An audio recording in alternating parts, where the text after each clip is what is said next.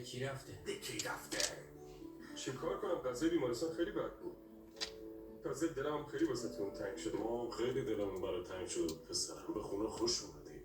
من الان برات یه سوپ خوشمزه درست میکنم، زودی خوب میشی. بابام خیلی دوست داشت.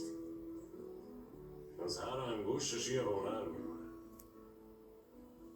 وگرنه عظمت.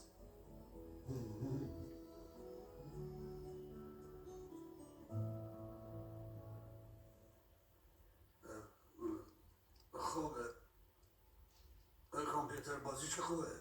اوملت هم چه بلده. شد 2 تا. خوبه دیگه. منظور چیه شد 2 تا؟ متوجه نشدم.